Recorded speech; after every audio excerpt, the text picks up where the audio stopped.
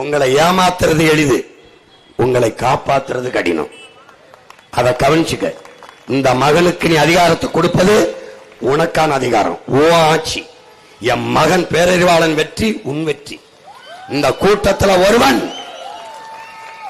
எங்கள் முகத்தை பார், கண்ணாடியில் போய் ஓ முகத்தை பார். ரெண்டு ஒண்ணுதான், ரெண்டு ஒண்ணுதான். கருத்து தீஞ்சு இருக்குன்னா காரணம் என்ன? உனக்காக கருகி நிக்கிறேன், உருகி நிக்கிறேன்னா. என்னைய உதாசீனப்படுத்தி நிராகரித்தால் உன்னை ஒருவைய உன்னை ஏற்று பார்க்க மாட்டான். இந்த கோபம், இந்த ஆவேசம் ஏன்? புறக்கணிக்கப்பட்ட, நிராகரிக்கப்பட்ட, ஏமாற்றப்பட்ட இடத்தில் தான் பேரறிவு போல பெருமாற்றலாக எழுச்சியுறும். பேராற்றல் எழுச்சியுறும், பேரறிவியாக ஒரு பெருமாற்றல் எழுச்சியுற்று கொட்டுங்கிறான் நம்ம ஐயா இறையன்பு.